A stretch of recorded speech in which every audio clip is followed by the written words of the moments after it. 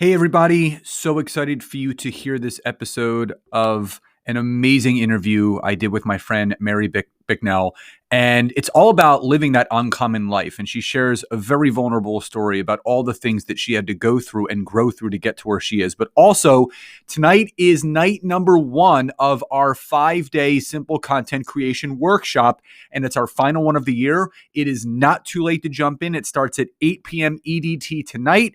Tomorrow, Wednesday, and Thursday, and Friday is at 5 p.m. EDT. The registration link is in this episode in the description, so don't hesitate. It's not too late to sign up. So hope to see you there and enjoy this incredible interview with my good friend, Mary Bicknell.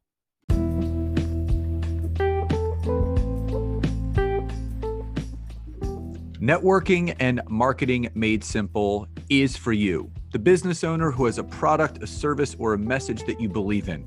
My name is Scott Aaron, and each week we'll take a behind-the-scenes look into the real-world marketing and networking tactics and strategies for getting what you have in front of you to a lot more people. Thanks for spending time with me, and now let's get started.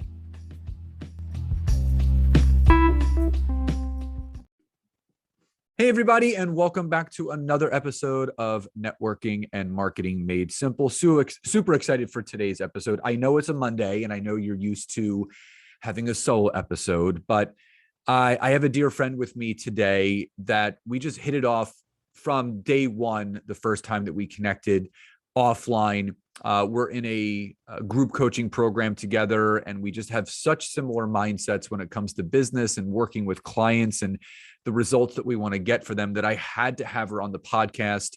And she does have something really awesome coming up in a couple of days, which we're going to talk about at the back end of the episode. But Mary Bicknell, who is on with us today, is a leadership mentor and business consultant for high performers. So she is the real deal. She works with people to take their businesses to all new heights and levels, but she has a very, very interesting background about how she got into what she's actually doing. And that's what I would really like to talk about today, amongst so many other things about how she's serving her communities now. So with that, Mary, welcome to today's episode. Thank you. I'm so excited to be here. We're going to do as much as we can. We're going to talk as fast as we can to get all the good stuff in. Yeah, it's nice that actually we hit the record button on one of our conversations, because we've probably spent 2 other hours offline just talking about all and there was probably so much golden nuggets and wisdom shared in there that we never had the opportunity. But now we're doing it now. So my audience, for those that are not familiar with you, tell the audience a little bit about, what it is that you do now, but more importantly, what they love knowing, because it's all about pivoting and transitions in one's life. Obviously you have a different business background from what you're doing now, but it led you to what you're doing right now. What do you feel was that pivotal moment for you in your business career that sent you down this path that you're now currently on? What a beautiful question. So the path that I'm on right now is working with go-getters, right? Highly educated, highly go-getter women who are business owners, frankly. Most of them are CEOs, whether they're 8-figure or, they've got some grit. They've got some scraped knees under them, right? They've done some stuff. And really the reason that I have the business that I do today, which is the branding is called Lead a Life Uncommon, is because that's what I want for women. Here's the bottom line. I want women to be able to do whatever the hell they want to do whenever they want to do it. And the only way you can do that is to make a decision to be a leader in your own life, so that you can truly design and lead a life uncommon. And the problem becomes is we are indoctrinated as women to just tamp ourselves down, to minimize, and then we become Sally Average. And I don't want that. I don't want that for me. I don't want that for my clients. I don't want mediocre. And what I know as a clinician, so I'm also a psychotherapist. I don't practice anymore as a psychotherapist, but I'm a trained cognitive behaviorist. I'm a salesperson. I've been an entrepreneur since I was 18. What I know to be true about human behavior and just the way our minds work is we're scared. We're scared to go for it. And, it's got all these negative messages. And I'm just here to really give people a nice, swift kicking the tail, and there's nothing to be afraid of. Like my biggest fear personally is looking back and thinking, holy shit, I didn't do what I could have done. What do you think? Because it's an interesting thing that you bring up, because we hear about fear all the time, but you mentioned the word decision. Mm-hmm. People are so afraid to decide because Oh, there's right. this unknown, uncharted territory. When you do decide to do something, it scares people because naturally, as human beings, we want to feel protected and we want to be comfortable. You know, we don't want to shake the tree too much because we don't know what may fall out of it. Right. Why do you feel, and there's a good portion of people, obviously you and I work with high performers that are not afraid to take risks, they're not afraid Right. to Sure. invest, that they're Yeah. they're willing to do. Why is the majority, so not the minority, let's talk about the Yep. majority of people, why are the majority of people so afraid to really take those risks and decide to do something different, knowing they're not happy with where they are? Because they're going to be, ostracized. At the end of the day, it all comes down to, the way our brain works is its goal is, like you said, to keep us on that nice little warm blanket. And I like a warm blanket too, but that warm blanket becomes smothering. And so, it's we're so conditioned. We're so conditioned for the status quo, right? Like go to school, get a good job, stay there and get a, gold watch. It's like, or, be a nice girl, be good, don't speak up, don't raise your hand. It's the men that make the money. Da, da, da. So we are flooded constantly, constantly, constantly with messages, right? And men too, right? Buck up, buddy, put, like all the things.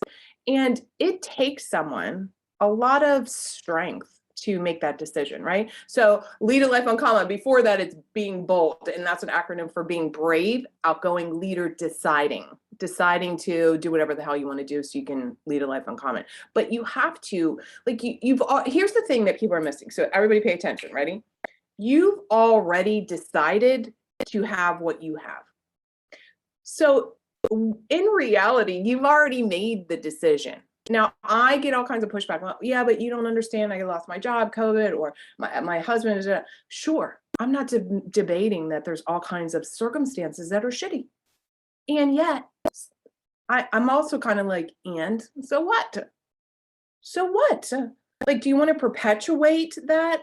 Or do you, like, you can be uncomfortable mired in your too hot now blanket, or you can be uncomfortable throwing that blanket and like getting out there.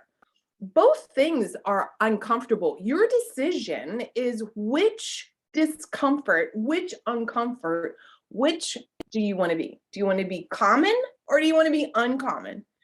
And of course, being uncommon and going for it and be all in, of course, it's a little scary. Of course, there's some trepidation. That's kind of the fun for me now. See, this is the moment that I don't think that people get once they get that they've already decided. Because I can tell you, you and I can both do this with people, right? I'm like, let me, you know what you're committed to? Let's talk about your calendar. Let's talk about your body. Let's talk about where you live. Like I already know what your decisions have been based on what you have right now and those commitments to them. And so once you get that, oh yeah, I have made these decisions, that's freedom. Then you can say, I can make a different decision. I can charge more. I love when my clients come to me and I'm like, let's double your rate. And they freak out. And I'm like, but why not? Like, what? You have literally one potential client to lose. So what? If you've got a good enough pipeline funnel, all the things to bring in all the people, like, and as soon as they do that, they're like, oh, it's like a different day in their house, right? So it's that's really what it is. It's understanding you've already made decisions, you've already made them. So decide now that whatever future decision you make is the right decision. I'm very big on make a decision today, right now while you're listening, that whatever you decide you're going to be doing in the future is the right decision until you have new information to make a new decision. And start that path of doing that instead of doubting yourself. But I could go on about that because that's one of my favorite topics, making decisions. Well, I mean, when you make a decision, you're creating a new outcome. Yes. No one wakes up and really wants to live a mediocre life. Everybody wants to live this uncommon, you know, life full of prosperity and abundance and all the things that people want, but yet they let those limiting thoughts and beliefs, those old stories and patterns, stop them from doing so. So let me ask you this, on a personal note, what do you feel was the most challenging thing that you had to deal with in your personal journey to getting to where you are now? That is like such a big question. I moved out before I graduated high school. I'm the first in my family. And this is one of the things that I love to talk about, like people who have done firsts, because that's breaking that mold, right? That's really choosing uncommon, because otherwise, no one in my family ever went to college. No one in my family is a millionaire, owns multiple properties. No one in my family has did I say college or business? And I think that, like, I flash back sometimes to those moments where I grew up in an apartment and I looked out and I just felt like there's got to be something else out here. Right? There's got to, and I had big ideas and big, and all the things. And it just got to the point where like, again, it's back to that. I could be uncomfortable with the status quo of getting just a job, or I could I was uncomfortable where I was, so that's why I moved out before I graduated, or I could venture out and see what I was made of. I just had this feeling that there was more. And look, it was bumpy. It was bumpy, marriages and all the things, and multiple degrees. I have multiple degrees. I had an interior design business at one time. So all of that led me to today. And here's a big moment. Another big moment was when I decided that I was going to be all in on being really healthy. And this was like 17 years ago, May 7th, 17 years ago, where I stopped drinking. I really was conscious about what I was eating, what I was thinking. Now, remember, I was also a clinician. I worked at Hopkins. I had a private practice. I was like in charge of, training people. But like, there's this moment you look in the mirror, and I know we all have had this, and you're like, is this enough? Like, by all standards, I was driving a convertible, living in Baltimore, had a cute little cottage, but I was like out partying and all this, and I looked so good on paper, but inside I realized there was still something else. And not from a place where I hate my life. This is the thing that I think that there's sometimes we have these defining moments, right? Somebody dies, you get cancer, your dog gets run over, you get fired, whatever. And then sometimes it's just like you're humming along. And it's just like, it's not enough, but not necessarily from that, like, my life is miserable and I just had something catastrophic. So I was just kind of humming along. I was like drinking and I was partying, I was having fun, I was single, I owned my own home, but there was still something more. And I had to decide this thing that I wanted that was more, which was like a great husband, being wealthy. Like, who did I need to become? What did I need to change? And again, this isn't bashing. This is where there's this line there that people are like, oh, I'm not good enough. It wasn't that. It was like an honest, like an assessment and appraisal. I don't really know how to do some of these things. I don't know how to, like, have this great relationship, this great marriage, ultimately this really successful global consulting company. I was willing to learn. And I think sometimes people look at learning or asking for help, and I was guilty of this, like, that means there's something wrong with you. That means that, you should be able to figure this out. I had that chip on my shoulder. I should just be able to figure this all out. I have 3 degrees, a clinical license. I had a super big chip on my shoulder. I had to remove that chip and say, I don't know. So I've had, actually, this month, my online company, 8 years, very successful. I've traveled all over the country speaking, global, tens of thousands of people all over the, and I had to get to the point where I had to ask, like, hey, how do I do this? And that's what you and I have, right? People come to us and they're like, how do I do this? I think that's the strength that we all need to step into. Being willing to say, I'm really good at baking a cake. I'm good at this. I'm good at working with people, but I'm maybe not good at networking or LinkedIn or online or sales. Like, ask for help. That's so those are a couple moments stringing those together that I know other people have like navigated as well. I think the big thing that you touched on is asking for help, Yep. because people say it might be a pride thing or an ego thing. They don't want to ask for help. They don't want to seem like that they're damaged or they're not good enough. And I I have no qualms about it. I will reach out for help all the time, because if I don't know something, I'm not going to spend hours and days of my life trying to figure it out on my own, just Yeah. Googling all day long. I'm going to research someone where I can trim the fat, not take a shortcut, shorten the learning curve. And if it requires an investment to learn that, which is going to then, put an ROI back into my business, I'm going to do that. That's why, again, I say this about LinkedIn all the time. You can try to figure it out. I'm not going to stop you from trying to figure it out, but is the time, the energy, and the effort that you're spending trying to figure it out, is it going to be worth it in the end? Is it going to cost you more than if you just took short the learning curve, made the investment into your business, learned exactly how to get an ROI back on using the platform? So you have to compare those two. And it's the same thing with you, Mary. It's, if that high achiever, really does want to live that uncommon life, are they willing to cut whatever cords are there right now to stop the Yeah. repeated patterns that Yeah. continue to unfulfill them, to finally live that fulfilled life? And it goes back to something that you said in the first couple minutes of this episode, which is deciding to make a change. Yeah. If you change nothing, nothing changes. But when you change something, something will change. Now, again, you've spoken on hundreds of stages. You've worked with thousands of clients. Yes. What do you feel is a reoccurring theme or pattern Mm-hmm.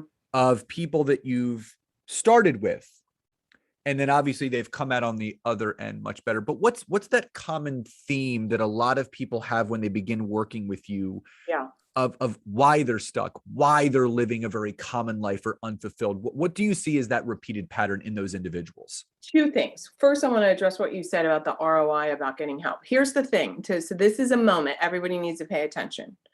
Successful people, wealthy people, we invest to save time. We invest so that, like you said, why would I be digging around? Like it's become so illogical. My time is so valuable. I could have one moment of aha that legit changes the course of my career, my family, my body, my spiritual, like all the things. That's the thing. When people are in that graspy, I just gotta find it. Like I don't even deal with people like that anymore, because they don't value, frankly, here's the thing. They don't even value their own time. And I'm done trying to convince people like it's worth your time. When I talk about RI, I talk about it from emotions, time, and money. When you're investing in something, do you feel more confident, which is going to make you a lot more money or help you be a better mom or be a better lover or whatever it is? Does it save you time? Because then you should dump all your money into it. And does it make you money or save you money? Like it's worth the investment. So that's one thing. So there is a piece, like when my clients, I have a significant investment working with people. So they've made that decision. Mary can help me save time and expedite, quantum leap the success. Just like I said, immediately I'm like, let's double your rate. So they get their money back pretty fairly quickly. But what you said too is what's really a continual thread through the years with all humans. And I call them blind spots. There's really 5 blind spots, but the number one blind spot is the fear of judgment. And it's not just judgment from your sister, your mother, all the other people who are online who are doing the same thing you are. It's not just that. It's your own fear of judging yourself. Because I know, and I know that so many people that are listening, they just kick the shit out of themselves. I should have done this, I could have done this, and none of that is going to do you any good. And so that's really, it's not just, and of course, sometimes, I have clients who have never been online before, or they've never marketed, or they've risen up and they're the CEO and they're like, oh my God, now they're visible as the CEO and they have a different sense of responsibility, right? And so that judgment from other people, there's some of that. But because they haven't worked on understanding that part of success means you're going to have to be visible. You're going to have to give your opinion. You're going to have to decide for yourself what you even stand for. What are your core values? How can you lean on them? And sometimes, to be honest, people don't even know. They've never even done that work. Like, I love doing core value stuff with clients. And the reason being is because, one, when you have that, that's your flag in the sand. So then every decision, like that is like every decision is around that.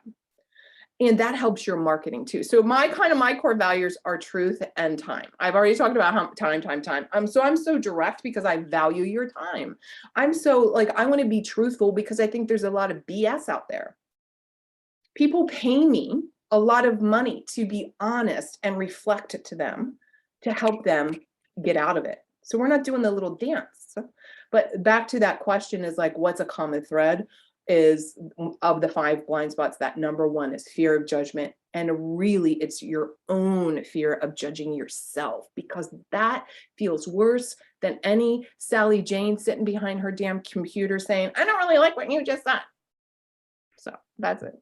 Do you feel that social media has played a part or is somewhat responsible for the negative self-image or lack of confidence that a lot of people now have? Yes. I mean, oh my God, I could talk about, I have a teenager, we've pulled off of, lately there is in the news, right, where, the algorithms are, here's the thing, the algorithms are feeding you a freaking echo chamber. It's an echo chamber. And this is a big conversation, right? In business, I'll keep it to business. The problem is that here's the truth. And we know, you and I know this so well. Sally Jane just spent $5,000 on some fancy, but she hasn't made jack. She hasn't made 1 penny, but it looks big. And meanwhile, somebody else is brilliant at their craft, brilliant at their product, their service, their whatever. But Sally Jane over there, man, she's in Paris, or she's driving the Maserati, or whatever the hell it is, right? Like, my feed all looks like me hiking and kayaking. I'm a big outdoors person, although I like my suit and my heels when I'm on a stage. Love that. But yeah, so we're hit in the face with this. I mean, my God, it's like the kids nowadays, it's like even the filters, like even taking selfies and filters. I never do filters. And I mean, I'm getting older. I look at my wrinkles that are coming and all the things, but even filters for women are catastrophic. So the answer is, of course, yes, 100%. Yes. And you remember back the day, you might not remember this, but Lifestyles of the Rich and Famous. So you're asking me also, like, what caused me? Did you watch that? I'm an 80s kid. Yeah, I was born in 79. So I grew up with no social media, like no technology. And so I watched like every episode. So maybe that was another button push. Like, I want a big house. What was the host's name? I know, and he the died. British guy. I know. We'll think about this as soon as we're off. I still love that show. I love that show, right? And so, but that my point is, that's like pretty much all you really got, unless, I mean, I grew up in an apartment until we finally moved somewhere, right? So you didn't see all this conspicuous consumption. And look, I'm all about, I have 2 homes. I make a lot of money. I don't buy a lot of stuff. But if somebody wants to buy a lot of stuff, I don't care. I have no attachment and judgment to what people spend money on, but it's in our faces now. So not only is the quote stuff, the truth of the matter is some people are more articulate. People ask me, like, how in the hell do you go online? And you're just like, well, I was a behavioral trainer in 25 different nursing homes in Baltimore and would stand in front of like staff, and like, so I've always been an entrepreneur. I've been standing up in front of people for years. So I just remember when I'm talking to the camera and talking to you, then it's like, I've learned to just be myself. But back to the social media, it's just, oh God, it's The horrible. guy's name was Robin Leach. There you go. Robin Leach. I like him. So as we start to wind down, you're doing this really great workshop on Wednesday. So if people are listening to this in real time, the 27th, 2 days from now, you're going to be doing a workshop. So talk to the audience a little bit about the workshop, what it entails, and who it's best for. It's best for somebody who already has something in place, a business in place, an offer in place. It's all about how to cut your work week in half and 3 to 5 extra income. And this is the work that I do with my private clients. And here's the truth. Like I work 3 days a week. Most weeks, of course, there's times that I might squeeze in a little something else, an interview or what have you. But most of the time it's 3 days a week. And I take off the last week of the month and I take a lot of vacation. Here's the reality is that once you get your systems in place, once you're tight on your offer, there's so much fluff, there's so much BS. So, this concept of quote hard work, it's like I work, if you will, hard, but it's a redefinition. I've redefined it. I am very intentional and focused and I get stuff done. Why? Because I like other things in my life. I've had people like, I like to work all the time. Good for you. This is about own your calendar. If you don't want 3 days a week, but you want to work every day, 9 to 2, that's the point. Like there's so many other things that we can do and we waste so much time. And I think this contributes to people's angst, right? They're like, I can't figure it out. I'm doing so much. And first of all, go hire somebody, work less, get some systems into place. That's what we'll be talking about. And it's 3-day work week, $25,000 or more a month, how to do that. What some of the systems are in place. How do you really get tight on your thinking? Because even saying 3 days a week trips people out. There's so much research about this, though. I've done so much research on this. Yeah. I mean, I work Mondays, Tuesdays, and Thursdays. Right. So but you've got it down, right? I mean, we didn't always and just like do you, and just like you, if I like we're recording this on my quote unquote day off, but Me too.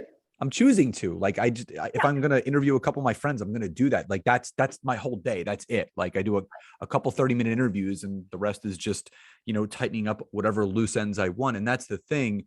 The other thing that my wife and I always talk about is having passions outside of work. And because, you love outdoors and hiking. So does my wife. I love sports, but I love sports card collecting. It's a big hobby of mine that I had when I was in, growing up in the 80s and even 90s. And I've kind of got back into it as an adult just because the industry is and it's a lot of fun. And I even started a YouTube channel where I videotape myself opening boxes that I get and kind of share that with people.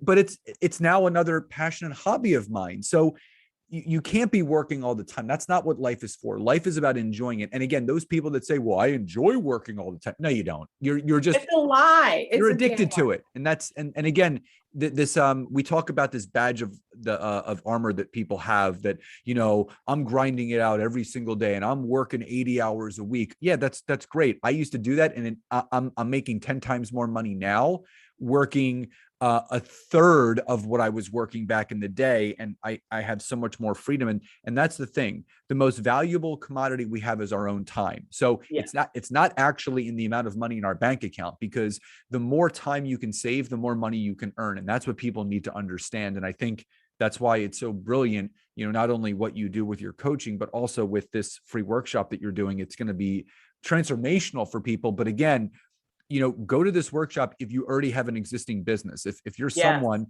if you're selling new person, it's not going to help you. Here's the URL for you. It's marybicknell.com/no fluff. It's legit, no fluff. And what you said about passions, let's just real quick, because I talked about this the other day. I posted it somewhere, but there's a difference between your mission and your passion. I think that, and this is my branding. Like when I don't say like, go build money based on your passion. because your passion can change, or you can circle back just like you did. But what's your real mission? What do you want out of it? Like, what's the uncommon mission that you have? Me, I already told you, right? I want all women to have can do whatever the hell they want, whenever they want to, and have all the money and emotional stability to have that. But that's the thing. And that's one of the things we're going to talk about on the workshop is, how are you thinking? It really, I actually put this on my on the landing page. So I'm just going to tell you. So the page that y'all can email, and it says, trigger warning, your money mindset will be shattered. Like, it is like, I want to shatter your limiting thinking about money, about time, because it's possible. Like, literally, it's possible if you're in that focus mode. So that's what we're going to talk a lot about on Wednesday. Well, the registration for that link will be in the description of this episode. So everyone, you're not going to have to go far to get it. Now, Mary, before we sign off, one final question. What does success truly mean to you? It means that I never have to ask another human person permission to do any damn thing. And that includes my husband, which we're happily married 16 years. We're still like that couple that's cute and in love. That's what success means to me. That means that I've decided I'm going to be all in on myself. Like, I'm really going to go for it. And I don't have to ask, is this okay? Is this okay? What do you think? That's success for me personally. It's you knowing what's best for you without having to get any outside opinion, or, we call it third-party approval. What do you think about and going back to what you said early on, everyone knows the decisions they're going to make. You know the answers to everything you want to do. Running it by 6, 7, or 8 people is not going to help you get any more clarity, because in your heart, we all know what that answer is. And we all know. And I just did a podcast. So I have a podcast, Lead a Life Uncommon podcast. Episode 19, I've had so many comments about it. And it's all this limiting thinking. I ran through I think 20 common limiting beliefs that people have. And I turned them around in that episode. I gave examples of how you could say this and how you can retrain your thinking. But that is so much of it. And part of it is, making that decision, not asking 59 people, all the things. Well, why don't you drop that link to me also, and I can hyperlink that in the episode so people can go and listen to that. Yeah, so that was a good one. Obviously the episode 19 will be there, but also the registration link for your website for your workshop this Wednesday. Mary, I knew this was going to be a great conversation. We always have so much fun talking. And I just want to thank you so much for coming on today, sharing your love, your passion, your honesty, your transparency with my audience, and just so grateful for you. And thank you for being here today. Thank you.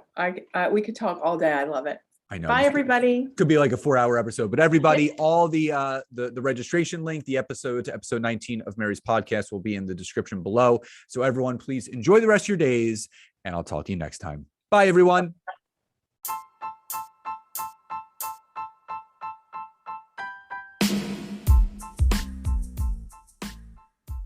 Thank you so much again for checking out today's episode. And if you are listening through iTunes, Spotify, wherever you are, please leave me a rating and review. Let me know what you loved, what you would like to see improved, or ideas you have for future episodes. And if you are interested in taking your business to the next level, don't hesitate to go to my website, www.scottaaron.net, where you can schedule a free discovery call with me, where I can learn more about you, your business, what you're struggling with, and how we can work together. And don't forget to check out my wife, Nancy, and mine, our free community on Facebook called LinkedIn Leads for Life. We would love to see you in there. Have a great rest of your day.